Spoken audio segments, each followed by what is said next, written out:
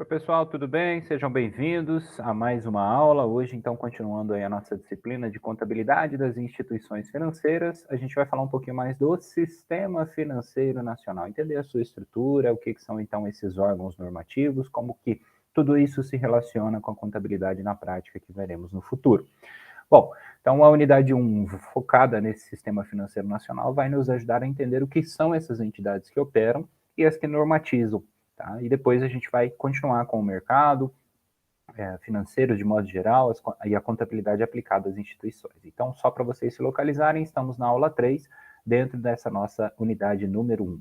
Então, a ideia aqui é que a gente remeta a um estudo que vai nos ajudar a entender como foi constituído, né, e estruturado o que hoje a gente chama de sistema financeiro, ou seja, como toda essa dinâmica se relaciona na prática com a aplicabilidade aí do que podem ou não as instituições fazerem, quem diz que pode ou não ser feito dessa forma ou da outra forma, enfim. Então, a gente começa lá atrás, em 1964, onde a gente vai ter a Lei 4.595, anotem aí, eu vou disponibilizar o link dela para vocês direto no site do Planalto depois, mas ela vai ser uma grande referência justamente para a gente entender o seguinte: a política e as instituições monetárias, bancárias, creditícias e também a criação do Conselho Monetário Nacional vem justamente dessa lei. Então a ideia é que essa legislação ela foi atualizada ao longo do tempo, né, recepcionada primeiro em 1988 pela Constituição Federal e depois ela vem sofrendo algumas alterações justamente para determinar, né? Claro, ela não é a única legislação que a gente precisa conhecer, mas é a base justamente para estruturar esse sistema financeiro. Tanto é que a gente vai ter justamente dentro dela a Constituição, em que nós vamos ter a Constituição, melhor dizendo, do Sistema Financeiro Nacional, né? A gente vai ter o Conselho Monetário Nacional, também chamado CMN, o Banco Central do Brasil, e a gente vai ter também o Banco do Brasil, o Banco Nacional de Desenvolvimento Econômico, leia-se aí BNDES, né? Hoje já com um nome um pouquinho mais abrangente, que seria econômico e social, de desenvolvimento para essas duas áreas, e ainda, é claro, as demais instituições financeiras públicas e privadas. Tá? Então, ao longo das aulas, a gente vai ver, né, algumas dessas instituições. Mas aqui a gente precisa entender que ele é estruturado pela presente lei, né, a 4.595, lá de 64, e vem justamente fornecendo a primeira informação relevante para nós. Então, quem é que compõe o Sistema Financeiro Nacional? Essas instituições que a gente está vendo aqui. Tá? Antes, né, chamado de Banco Central da República do Brasil, agora só Banco Central do Brasil, Conselho Monetário Nacional, Banco do Brasil, Banco de Desenvolvimento Econômico e as outras instituições.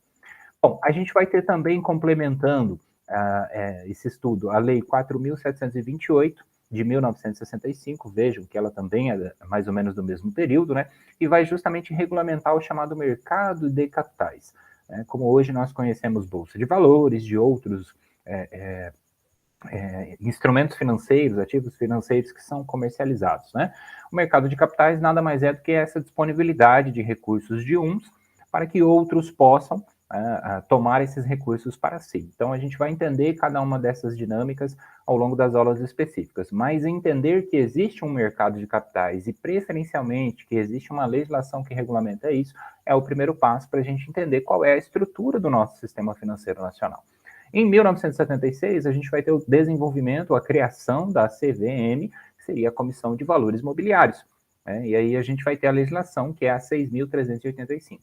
Ainda no mesmo ano, a gente vai ter, então, a 6.404, de também 1976, do ano D, né, que vai instituir ou estabelecer ali a Lei das Sociedades Anônimas, que passa por algumas alterações, né, em 2001, em 2007, alterações de grande relevância, de grande vulto, justamente adequando o que hoje a gente chama de contabilidade, adequada aí ou disciplinada pelos padrões internacionais, né? Aquela convergência das normas que vocês estudaram em outras matérias lá atrás. Tá? Mas basicamente a gente vai ter então 4 legislações que vão nos ajudar ou nos orientar, além das resoluções, decretos e outros complementares, mas essas leis elas são de conhecimento básico, né? Então eu sugiro já que vocês deem uma olhadinha, vão se familiarizando com essa linguagem, vão conhecendo aos poucos, para que fique mais fácil no futuro, né? Ter o conhecimento, ter o entendimento de onde buscar cada uma das informações que são relevantes, tá? A lei das SAs, ela é muito praticada ou muito utilizada também em outras disciplinas, né? E é justamente por conta dela que a gente vai ter que se estabelecer em alguns critérios. Então, ela vai nos ajudar a entender melhor como formalizar essa parte contábil para as instituições financeiras. Voltando então e entendendo um pouquinho mais, a gente pode dizer que o sistema financeiro nacional é composto por dois subsistemas. A gente vai chamar de normativo e o outro de intermediação, também conhecido, é sinônimo em algumas doutrinas de operativo. Significam a mesma coisa, tá? Intermediação e operação remetem ao mesmo conceito. O sistema normativo nada mais é do que aquele que normatiza, né? Então ele organiza e regulamenta. Ele determina as regras do jogo. É essa a ideia. E o subsistema de intermediação opera este jogo, né? São as demais instituições que vão justamente seguir as regras, ou seja, não possuem a competência de regulamentar o mercado financeiro ou o sistema financeiro dentro do nosso país. Então, basicamente, o sistema financeiro nacional, se a gente quisesse aplicar um conceito mais genérico, né, mais abrangente, a gente poderia dizer que ele é o coletivo dessas instituições que são responsáveis pela regulação, captação, distribuição e a ideia de circulação de valores no país. Então, ele nada mais é do que isso. É a conjuntura, é o todo, né? É justamente o coletivo, a soma de todas essas instituições. A composição do subsistema normativo, que é o primeiro que a gente vai ver, divide-se em três grandes áreas. A gente vai ter a moeda, crédito, capitais e câmbio como uma área, seguros privados como outra e previdência fechada como outra. Então, nesse sentido, a gente pode dizer que existem órgãos normativos propriamente ditos, né, cujo papel é determinar, então, as regras para o bom funcionamento do sistema financeiro nacional, como, por exemplo, o que a gente vai ver em aula específica, o Conselho Monetário Nacional, o Conselho Nacional de Seguros Privados e também o Conselho Nacional de Previdência Complementar. Seriam instituições que são regulamentadas por legislações específicas, né, com as suas competências, atribuições, responsabilidades, e que, por sua vez, delegam, de certa forma, né, ou determinam quais são os parâmetros disso que eu brinquei falando do jogo, né, ou de como vai funcionar toda essa mecânica da operação financeira. Então, para a gente ter uma dinâmica, isso aqui foi retirado lá do Banco Central, essa imagem, e a gente costuma dizer que essas entidades seriam as supervisoras, né? Elas basicamente vão monitorando tudo que está acontecendo. Então, a gente pode citar o Banco Central do Brasil, a CVM, as superintendências de seguro, a superintendência também de previdência. Então, a ideia seria o seguinte, ó, nessa primeira faixa, a gente vai ter aqui moeda, crédito, capitais e câmbio. Ao lado dela, a gente vai ter seguros privados. E ao lado ainda, a gente vai ter a previdência privada. Tá? Então, na ideia da área, né, da competência de moeda, de crédito, de capitais, a gente vai ter como órgão normativo o CMN, o Conselho Monetário Nacional. A gente vai entender um pouquinho mais da diferença entre né, que é o conselho, e a comissão, qual que é o papel de cada um em toda essa história. Mas o órgão normativo seria o Conselho Monetário. Junto a essa área, né, junto à área de seguros, a gente tem o Conselho Nacional de Seguros Privados e junto à Previdência, o Conselho Nacional de Previdência Complementar. Tá? Então, cada um cuida de uma área justamente porque, como produtos, digamos assim, né, como mercadorias ou produtos, serviços de modo geral, eles possuem regras muito específicas. Né? Então, ficaria uma coisa só para uma única entidade poder regular e regulamentar tudo isso. Então, foi se dividido em alguns conselhos, esses conselhos possuem estrutura, possuem determinação em lei e uma série de outros elementos. E aí a gente tem as entidades supervisoras ou superiores, né?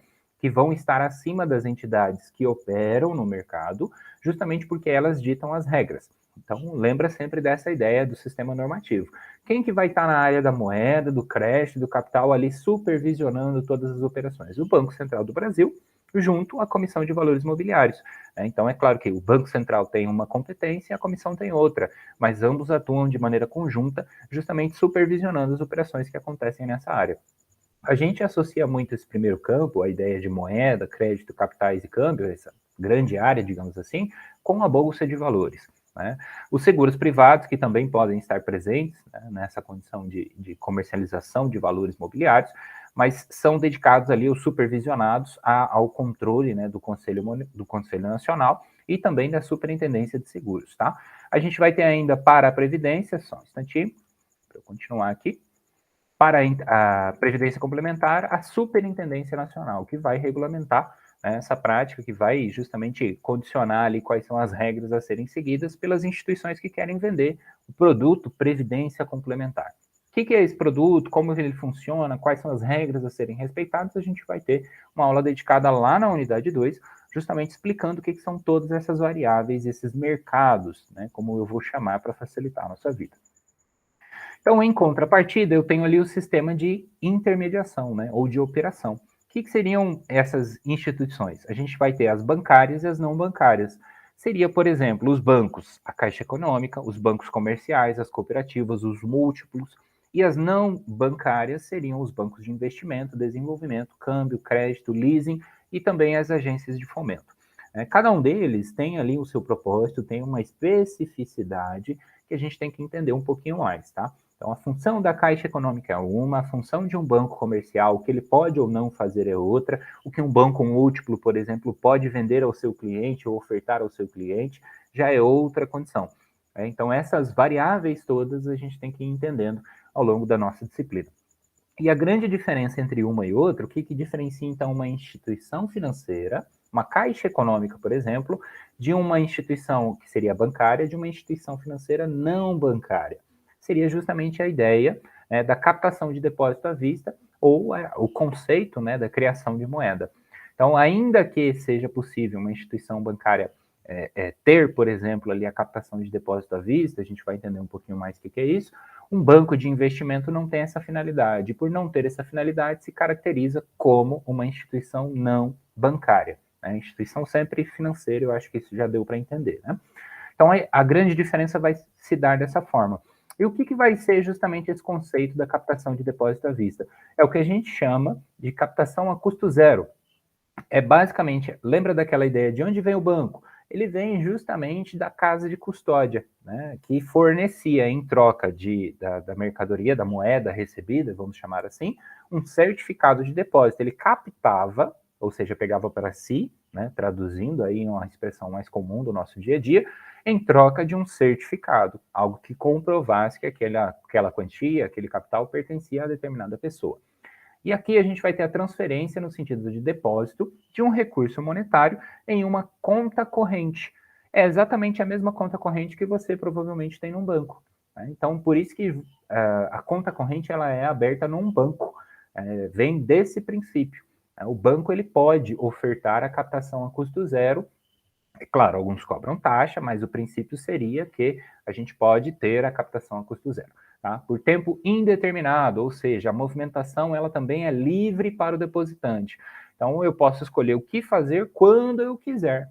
Né? Então, tempo indeterminado seria um preceito de que eu abro uma conta bancária hoje, no contrato, não está especificado que essa conta vai ser encerrada em dezembro deste ano, por exemplo.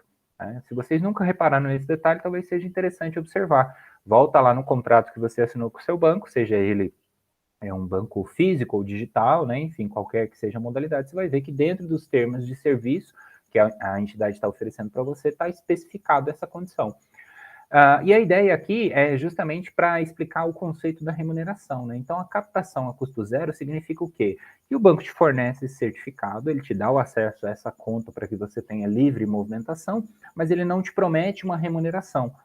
E a ideia de não devolver uma remuneração pelo uso desse recurso, né, pelo montante guardado, é o que classifica a captação desse recurso como uma captação a custo zero. Em outras palavras, então, resumindo a história, um depósito numa conta corrente é por tempo indeterminado, tem a sua livre movimentação e não é remunerada para o depositante. A gente vai ver que tem outros tipos de depósito que vão justamente condicionar essa remuneração ou tempo determinado e vão seguir essa regrinha básica que nós estamos vendo aqui. Tá? Então, podemos comparar esse depósito à vista com o depósito a prazo em uma conta poupança, né, cujo objetivo, então, do depositante, ou seja, nós como consumidores, deixar o dinheiro na poupança a troco da segurança, da reserva, de todos os outros elementos, né, de ter aquilo disponível sim, mas é nos prometido que se eu deixar numa conta corrente, eu não tenho remuneração, se eu deixar na poupança, eu tenho, ou em outros tipos de investimento. A poupança é só um exemplo. Não é recomendação, nem nada disso, é só para a gente conceituar. Então, se na poupança eu tenho remuneração, para o banco já não é uma captação a custo zero, concorda? Porque ele tem que me devolver o que eu coloquei, mais uma remuneração, qualquer que seja. Se for de 1 centavo, é uma remuneração. Então, a diferença entre um e outro está justamente nesse conceito, nesse critério, tá bom? Então, normalmente a gente entende que seria um empréstimo ao banco em si. né? Porque ele tem que usar esse capital, ganhar dinheiro em cima e me devolver o meu capital mais uma remuneração adequada que eu e ele concordamos. Então a regra, né, a ideia das regras, na verdade, seria o seguinte: se a gente não tiver uma determinação, qual é os juros que pode ser praticado, qual é a condição que deve ser aplicada, ou enfim, uma série de outros elementos, a gente teria um agente deficitário de forma indefesa. O que é o agente deficitário? É aquele que precisa do dinheiro. Então, se eu estou ofertando para o banco, ele me remunera 1%, e quando eu preciso ele me cobra 15%, eu fico à mercê do banco, concorda? Infelizmente, no Brasil, a gente tem muitas práticas que seriam, de certa maneira, condicionadas ali a uns juros, às vezes a gente usa a expressão abusivos ou altos demais, mas isso é previsto em lei.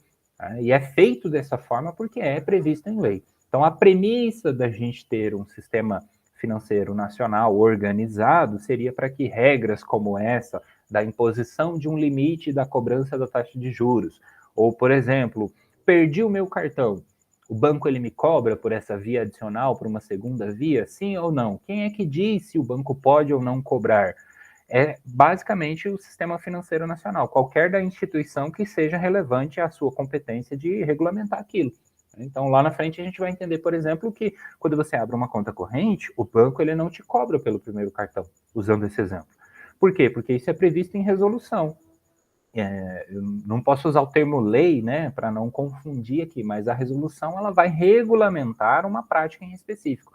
E aí, tanto é verdade que, na maioria dos casos, voltando ao meu exemplo, se a gente perde a primeira via, aquela que foi dada gratuitamente pela instituição financeira, né, ainda que ela acabe cobrando por isso de forma indireta, né, no custo do seu serviço, na sua taxa de manutenção ou algo nesse sentido, a gente tem que pagar uma segunda via. E a maioria das instituições acaba adotando essa prática. Né? Então, de modo geral, imagina você, além de abrir a sua conta, você tem que pagar também, além da taxa de manutenção, você tem que pagar também pelo cartão. Já não seria tão atrativo, né? Se a gente visse isso dessa forma. E quem é que vai dizer se tem que cobrar, se pode, se não pode? Então, é o Sistema Financeiro Nacional na competência ou na área, na esfera dos órgãos normativos. Quem é que vai cobrar, quem é que vai aplicar isso na prática?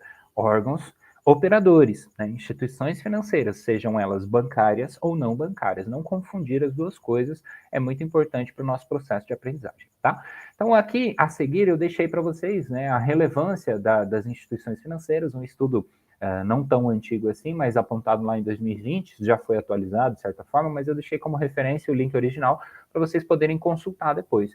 A gente tinha lá no Brasil, nessa época, 1.631 instituições financeiras. E basicamente 54% à época seriam cooperativas de crédito, 8% seriam bancos múltiplos e 1% apenas bancos comerciais. Tá? Então o link está à disposição para vocês. Aí eu trouxe aqui algumas imagens dessa publicação, que seriam as instituições autorizadas a funcionar de acordo com o segmento. Então, a gente vai ter ali banco múltiplo, comercial, de desenvolvimento, as caixas econômicas, o banco de investimento, o banco de câmbio. Olha quanta instituição diferente.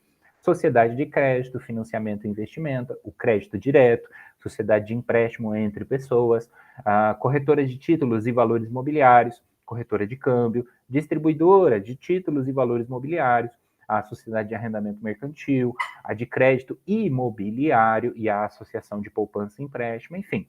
Então, a gente tem vários tipos de. E aí, junto dessa premissa, tem as cooperativas, administradores de consórcio, né, e a relevância, o crescimento dessas instituições ao longo dos períodos, né, crescimento ou diminuição, qualquer que seja a análise e a perspectiva. Então, a ideia aqui é só mostrar para vocês a variedade que a gente tem, né, e que tudo isso é controlado e organizado. Quem é que publicou esse estudo ou essa avaliação, esses números aqui? É o próprio Banco Central do Brasil, que nós vimos lá atrás, uma entidade supervisora, né, abaixo ali do Conselho Monetário Nacional, abaixo no sentido de hierarquia organizacional, né, em conjunto com o Conselho Monetário Nacional, que faz o monitoramento das práticas das instituições, enfim, das regras a serem seguidas por essas instituições. Aí depois, essa segunda figura, quando vocês estiverem com os slides aí, vai ser mais fácil de visualizar, né? O quantitativo de instituições com base às sedes de unidade da federação, né? Os estados. Então, aqui no nosso, por exemplo, a gente vai ter uma variação muito grande ali, as siglas de cada uma das instituições, mas, por exemplo, as cooperativas de crédito estariam já em 18, lá em 2020. Esse estudo foi publicado em 2021. Tá? Então, de acordo com a unidade da federação, aí dá para se localizar e ter uma ideia de como elas estão presentes. E, por fim, né, de bancos por origem de capital. Então, a gente tem um número 10 fixo aqui de bancos públicos, e a gente vai ter os privados com origem do capital nacional, participação estrangeira, controle estrangeiro ou estrangeiros, e aqui a expressão controle estrangeiro é no sentido patrimonial mesmo, né? É o sentido da constituição daquele capital social, como a gente chama, ou das cotas, né? Se for, como nós vamos estudar aqui, uma sociedade anônima. E, por fim, né, o quantitativo de instituições com a sua variação, aquelas que foram autorizadas e os cancelamentos que foram realizados ao longo do período, tá? Então, basicamente, aí a gente vai ter algumas dinâmicas, uma evolução desse processo, desses números, né, uma variação relativamente grande. Mas a função dessa aula aqui, só para a gente contextualizar aí a premissa, seria basicamente entender o quê? Que o sistema financeiro se subdivide em normativo e operacional, né, as instituições que vão executar as regras e aquelas que vão criar as regras. Então, eu tenho os conselhos, que são normativos, eu tenho o Banco Central, CVM, que a gente vai falar muito, Comissão de Valores Mobiliários, que vai regulamentar as práticas dentro da área afim. Né? E, por fim, as instituições que vão atender o consumidor final. Então, seria mais ou menos essa dinâmica que a gente tem no sistema financeiro nacional. Eu acho que deu para ter uma ideia, né, pelo menos para começar a perceber. A gente vai ter aulas a seguir, vão falar da Caixa Econômica, vão falar do Banco do Brasil, que a gente vai falar do BNDES, finalidade, função de criação, onde é que eu consigo mais informações sobre aquela instituição, das cooperativas de crédito, uma série de outros elementos. É claro que cada um aqui só para a gente estudar mais a fundo a essência ou a estrutura toda do Banco Central, da CVM, de outras instituições não supervisoras também, por exemplo, o Banco do Brasil, Caixa Econômica, para a gente ver realmente a fundo, você tem que, de certa forma, dedicar uma vida, né? Então, a gente está trazendo aí um conteúdo mais resumido. Mas eu espero que fique básico aí para o entendimento, que fique fácil a compreensão e que a gente consiga ir avançando, né, na visão geral sobre o que é, então, a contabilidade aplicada às instituições financeiras. Muito bem? Eu vejo vocês na nossa próxima aula.